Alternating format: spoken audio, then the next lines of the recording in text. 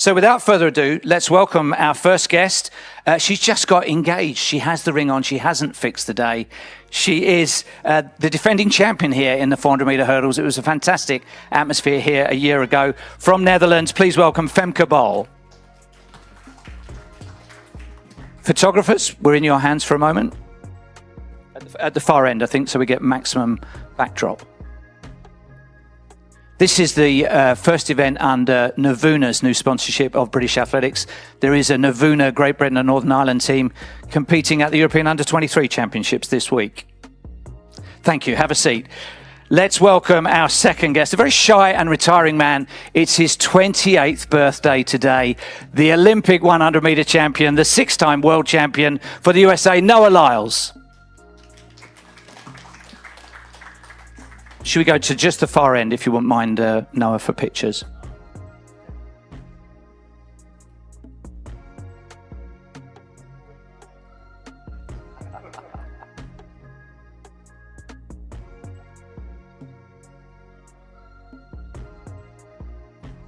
Thank you. Have a seat in the middle, Noah. And we welcome our final international guest, the Olympic women's 100-meter champion from the island of St. Lucia, which is half the size of the London borough of Newham, where we are now. Please welcome Julien Alfred.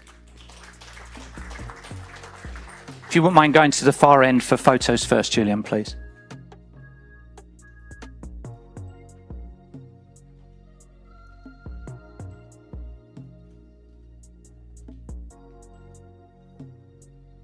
Thank you very much. I'll make sure your eye line is forward by sitting over here. Let's start at the end with Femke. Congratulations on your engagement. Can we see the ring? And you haven't fixed a day. Will it be in the off season? That's normally the way with athletes. I guess we'll see. We will see. This time last year, you got the most amazing roar as you came down the home straight in the women's 400-meter hurdles. What were your recollections of last year's meeting? I think I've now raced twice at London, and there's not a lot of atmospheres that beat how you feel when you're running the last straight in London. It's something amazing. It's already just when you walk into the stadium today, when it's completely empty, it looks amazing. But with this crowd, nothing is like this. This time last year, you'd raced quite a lot because we'd already had a European Championship where you ran in relays. Just first of all, in a completely neutral environment, which is your favourite event? Flat individual 400 hurdles, mixed relay, or women's 4x4? Which do you enjoy the most? So I cannot choose hurdles. You choose hurdles, yeah? Yeah, I guess I'll choose hurdles, but I love relays. And then between mixed and women, they're on the same level for me, and the 400 is below it. Have you already decided what your likely schedule will be for Tokyo? Will you do both relays there? It's always a last-minute decision, so it's always what we talk with the coach, we talk with the team, and then we decide. So nothing is decided yet, but if I can, I would like to always. And it was a world lead that you set here a year ago. What would satisfy you tomorrow? I think just a good race, a good execution of my race. I think it was a good race in Monaco, my first 51 of the season, which is always great. But whenever I'm in London, I always want to overperform a bit because it's such a great atmosphere, such a great track to race at, and I'll just try to execute again a great race, and I hope to go even a bit faster than my season's best. The rivalry that everybody loves is you against Sydney, McLaughlin and Ravone. Do you feel like you're on schedule to do that justice individually in Tokyo? We've still got 9 weeks to go. I think I'm just focused on my own process, on my own race. I think there's Sydney, but there's also Delilah, there's also Anna. We have a lot of great athletes right now racing, which is really exciting, I think, for the event, also on the men's side. But I'm feeling good. I think the season is progressing like we want it to. After this, I go back to a training block, and then I'll be getting ready for the last races and then Worlds. And finally, as you may be aware, London has expressed interest in hosting the 2029 World Athletics Championships. So complete this sentence. London would be a great host city for the 2029 World Athletics Championships because? Well, look at the stadium. I think it speaks for itself. It would be an amazing place. I would love to race a world championship here, getting to race there multiple times in a week, and I think it would be sold out every day, so it would be amazing. Thank you. Let's move from engaged lady to birthday boy. Have you ever had a birthday on the eve of a race? What's your protocol? Do you postpone celebration?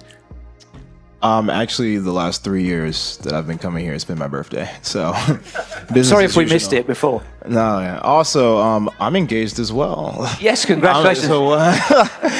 That's crazy. You know, I'm also engaged. You know, bought myself a ring. I don't know. Have you fixed a date yet? Yeah, it's going to be April 4th next year. Can I ask both of you, just to come back to Femke as well, you're both engaged to fellow athletes. That's like a workplace romance in a way, isn't it? But does it make life easier that you're with somebody all the time that understands your lifestyle, Femke, first? Yeah, for sure. I think it's something amazing also to get to do this road together. It's a pretty special life I think we live, and the support we always give each other, I think it helps extra that we're both athletes. And I'd agree with that. I'd second a lot of those notions that, you know, it's a lot easier for there to be an understanding of just, you know, how we work, how we operate, where we have to go, how quickly things can change on a dime. But at the same time, you know, for celebrations and, you know, big moments, it's just as sweet. And last year, you had lots of races under your belt by the time you got here and successfully won again. This year, it's only your second outdoor race. Are you nervous? Are you uptight about it, or has Monaco got rid of all of that? No, I wouldn't say I'm nervous. I'd say I'm more excited than anything. I've been, you know, waiting to start my season. Of course, you know, injury prevents that, but, you know, thankfully, you know, I was very blessed to be able to get 2 buys, so I'm not rushing, I would say. Things have been progressing extremely well. You know, every day, you know, I get faster, and it's like, okay, you know, let's put it to the test. You know, let's go up against a great competition.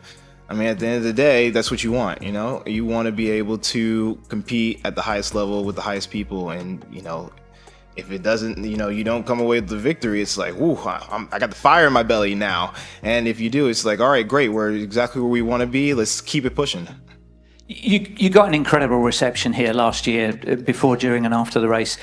As a showman, that must fire you up a lot. 60,000 people, this is your kind of place, isn't it? It's definitely my type of place. You know, I love a big crowd, and I like it even better when they are engaged and they, you know, want to be there and they want to see something, you know.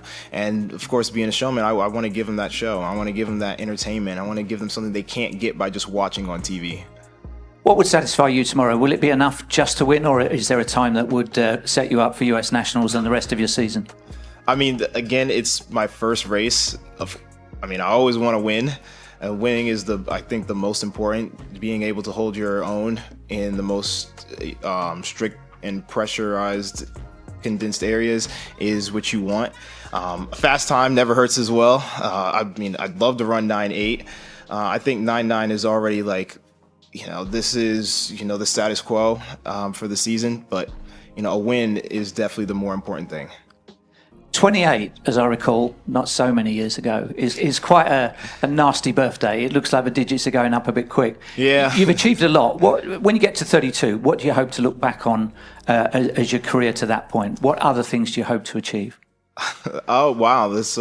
I expect, to be honest, do a lot of things outside of track. As a few know, that I started my own production company, so probably having a few shows out in the world, some to do with track, some probably not. Maybe even getting a cartoon movie made about sports would be really cool. You know, probably even starting my own track and field league by then. I mean, and then I'll be 32, so it'll be right after LA. So I'll either have taken over the track world, or I will have 3 gold medals at the Olympics. So either of those sound great. What will you have run for 400 meters by then? By then, ooh, somebody would have to pay me a lot of money to get to see that. So I can't say that I will be doing too many of those to be able to say, yeah, when I'm in peak shape, I'll drop a fast time. Complete this sentence. London would be a great host city for the 2029 World Athletics Championships because... I think we already talked about it, how great of a crowd this is. You know, if you want a championship, you want the crowd to be engaged, you want them to want it to be here. So it would be great here because the fans love athletics. Thank you. Julien, congratulations, Olympic 100-meter champion. Thank you. How many times have you been back to St. Lucia since your gold medal? Maybe 3 times.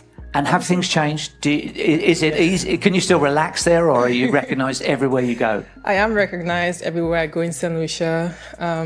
But I mean, being back on Ireland, that's my home. That's where I grew up, born and raised. So it's always a pleasure being back on Ireland, with my people. Does it add to the pressure that they'll be watching tomorrow, they'll be watching every race that you do? You win most of your races. Is that your personal expectation now, to win every race that you do, 9 out of 10 this year? I mean, like every other athlete who compete, they want to win the race. However, I mean, now becoming tourism ambassador for my small island, it's always a pleasure, representing myself first, but also representing them. There can be pressure sometimes. However, I think that just a few weeks ago, I switched that mindset. It's like I'm doing for myself first. And I mean, St. Lucia is a reflection of me as well. So whatever comes with me, they'll just have to take it. I wanted to ask you, your expectation is that you win every race. In training, where Dina Asher-Smith, our own Dina Asher-Smith from just down the road, is there, are you one of those that has to win every rep or do you? Yes, you are? I mean, I'm very competitive, and in order for you to be the best, I think you just it starts from training. You cannot, skylark and be at the back of the pack in practice. So I always try to be up front. And training with Dina, alongside Dina, is always competitive. I mean, she's a great athlete, so yeah. What are you hoping for tomorrow? What would satisfy you? I think just great execution. I mean, I don't have any trials. So, I mean, just trying to take each race and work on some little things with my coach and see where we go from there in preparation for Tokyo. What about your relay team? How does that shape up? I don't have no relay. There's never a St. Lucia team, is there? The other two have a choice of 4x1, 4x4, mixed relays. Is there ever been a St. Lucia team at Commonwealth level? The men, maybe. However, we do have a few athletes, young athletes coming up. We have Naomi London, she's now at Texas. We also have JD Emmanuel, who just won 2 golds at Caribbean Games. So we do have a few athletes who's up and coming that we're hoping in the near future we can have a relay team. And the other two won't understand Commonwealth, but have you got Glasgow Commonwealth Games next year in your sights? I'm not looking that far ahead yet. I think I want to tackle Tokyo first before I look that far ahead. One step at a time, one race at a time, one championship at a time. Complete this sentence, please. London would be a great host city for the 2029 World Athletics Championships because? I mean, last year was my first time competing here in London. So I would have to say the crowd was what that stood out to me most. But I would like to talk about the St. Lucia diaspora who's here in London. I mean, we have so many St. Lucians here, so it would be a pleasure competing in front of them. Thank you. I'm going to take questions from you. If you wouldn't mind holding your hand up, a microphone will come to you and then tell us who you are, where you're from. Who wants to go first? Yes.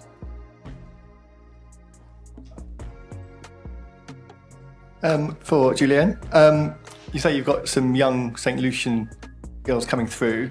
Do you see yourself as their role model, their inspiration? Well, I hope I can be for them, representing St. Lucia on the global stage. I mean, Logan Spencer, who was a high jumper for St. Lucia, she was my role model, especially being St. Lucian herself. And growing up in school, primary school, we heard about her a lot. So I'm hoping that, I can be an inspiration for the youth in St. Lucia.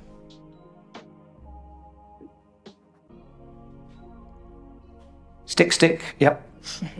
Sorry, hi, this is Faye from BComs.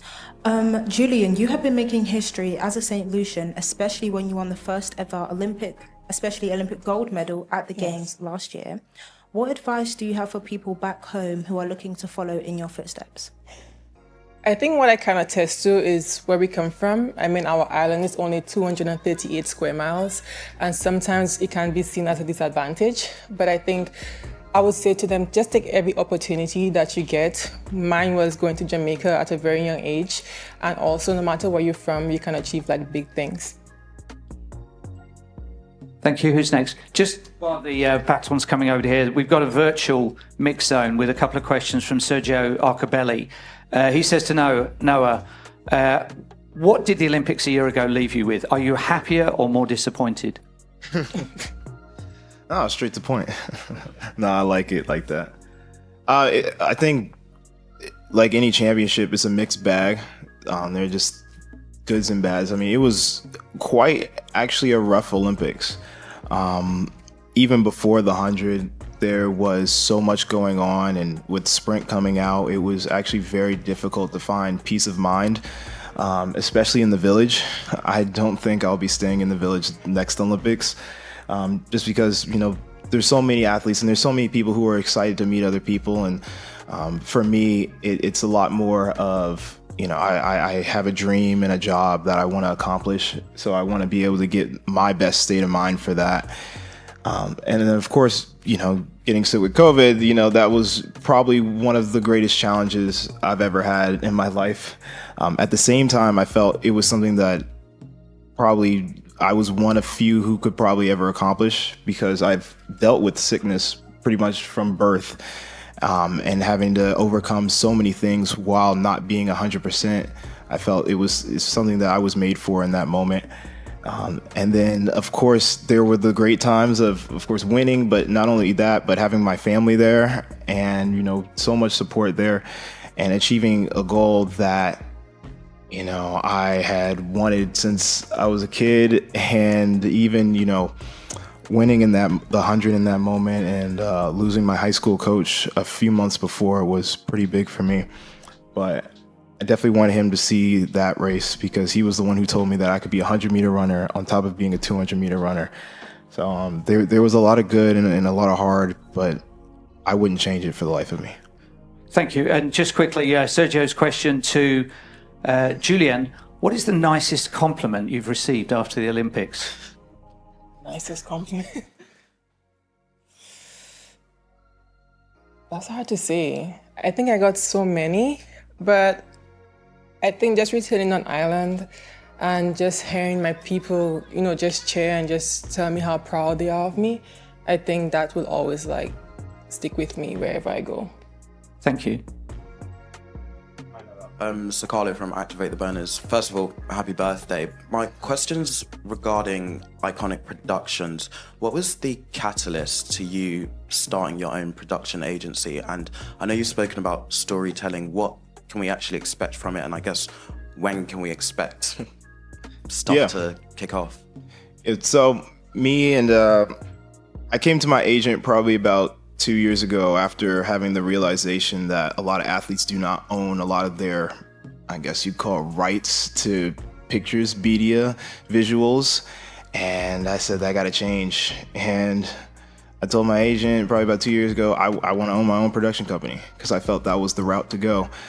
That brings us to probably about a few months after the Olympics, where my agent comes up to me and he said, hey, Box to Box want to do more work together, and we want to, they don't know how, but he advised them around the idea of a co-production company together, and they were all on it. You know, they thought it was exciting, they thought it would be great, a new way to tell athletic stories, but also give it the credibility that it might need.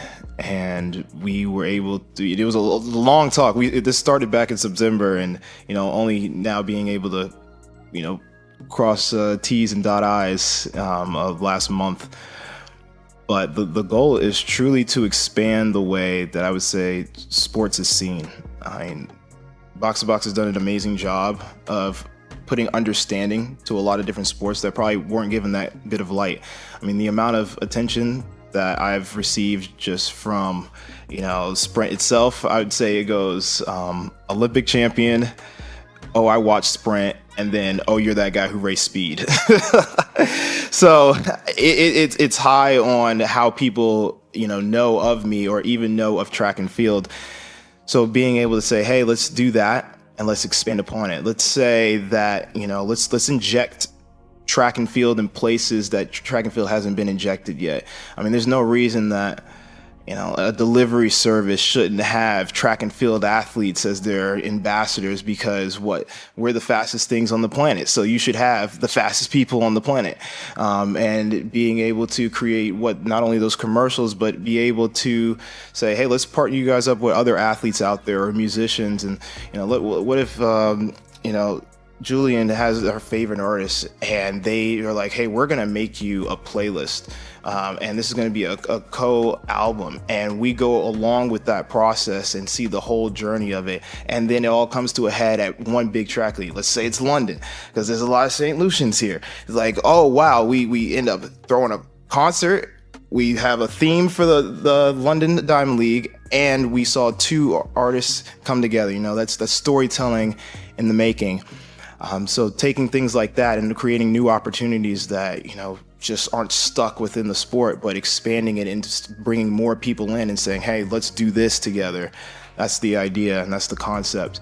I would say that you can start to expect to see at least the first bit of production towards January of next year. Will probably when we will at least start the first bit of shooting for our projects. We have quite a few meetings in the next 2 weeks, just alone on the projects that we really want to get going. And there's been a lot of conversation between me and my agent of things that we think will actually happen next year. I don't want to jinx that, but I heavily believe that we'll start seeing some pretty big projects next year coming from this.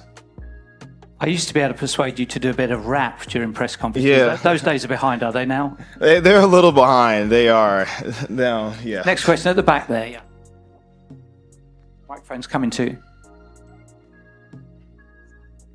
Thank you. Probably for you again, Noah, just off the back of that, to call out sprinters and want to sprint more and race and all this stuff with Tyreek or whatever it may be. What do you make of that first of all, as an athlete? Do you find it disrespectful at all, or do you think it's a good push for athletics? Because I think from a media perspective, it's great to see sprinters and people like that getting more recognition, but I'm curious what your thoughts on it are personally. Yeah, my perspective is everything can be worked in a very well-balanced way. First of all, if you're getting called out, that's a good thing, because that means you're at the top. And if they know of you, that's even better. But take advantage of the moment. You know, instead of saying, oh, this is so disrespectful, find a way for it to work for you. You know, it doesn't have to be, you know, racing in your backyard. Why not turn it into a humongous spectacle? If there's an audience out there that is now gaining interest, you know, go with it. You know, Speed was out he was out, you know, learning how to throw discus with the world record holder, and it's like, you know, who saw that? Who had that on their bingo card? Like that was definitely not on mine, but it was so cool to see. And now it's bringing so much more attention. It's like, okay, let's capitalize on this. How do we bring that world into our world and say, hey, you guys like this? Well, let's go 110% more on that little snippet, and you know, capitalize, make money off it, make business, you know, grow fandoms, grow interest, like grab the new generation. That's how I see it. It doesn't have to be bad. And if people are talking about it, that means they're somewhat interested, whether it's negative or positive. Baton goes behind you, the microphone. Thank you. Solomon from the Olympic Channel. Noah, we're just shy of a year from the anniversary from the Paris Olympics, and we're at the start kind of this, the inter-Olympic year cycle. Apologies if this was asked at the beginning of the press conference, but do you have any sort of set targets that you really want to hit on the track going into this meet, the World Championships coming up in Tokyo, as well for like the rest of the year? I'd say the goal, obviously the goal is to win 3 gold medals again in Tokyo, like in Budapest. I'd say right now the status quo of our normal seasons kind of got a little interrupted because of the injury, but again, having the buys has made it a lot easier, taking a lot of weight and pressure off of us so that we can just go in and train and treat every race as an opportunity to get better and faster, instead of saying, we have to win, we have to do this, we have to do this. As long as we're building up to make sure that Tokyo is our greatest moment and we have fun and we improve at each opportunity, that's the goal. Any more? We might have time for one more if anybody's got their hand up. Yes, over here. Hi Noah, this question's for you. You've been very open about your personal interests in anime and now production. How important is it for you to have interests outside the sport? And do you find that your personal interests provide that peace of mind you were missing a bit in Paris? I'd say that I'll put it like this. We are very blessed to do what we love. I'm assuming that we all love to run, but we love to run every day, and we get paid for it. It's, as my coach puts it, it's the easiest job in the world. But one day it will stop, and knowing who you are outside of track and field is extremely important. So having hobbies and interests outside of that, I believe, is very important to know yourself, along with not getting stuck in where your identity lies. On top of that, you never know, by sharing your passion and your interests with somebody else, who you'll connect with. You know, I've been very fortunate to have people who do connect with me because of all the things I do, especially when it comes to anime.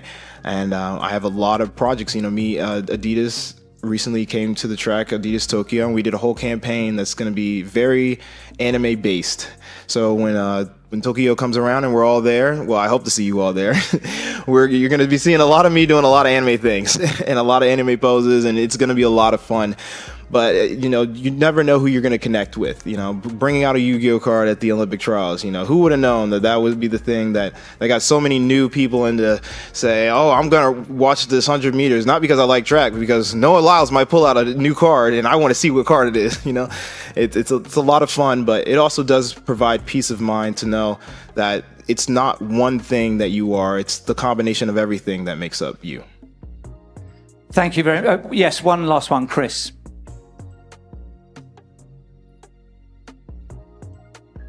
Femke, I don't know if you're motivated by numbers, but you'll be probably aware that you've won your last, I think, 28 Diamond League races over 5 years. How important are numbers and running runs like that to you? Does that motivate you? I mean, it's nice. I like it, and it shows my consistency throughout the last years, but at the same time, it's not the most important thing. The most important thing is at the end always the championships, and I think the numbers on the clock sometimes. So it's not something that truly motivates me, but I always want to do better, and it's really great to see I already have this long streak. Thank you very much. We've run out of time. We now move to one-to-ones for those of you that have booked them. Can I tomorrow draw your attention to the crowd? You won't miss them, and apologise in advance if we do have the British summer returning. There is a window of dry weather. It hopefully coincides with all your events. But thank you very much, and good luck to all three of you. Thank you.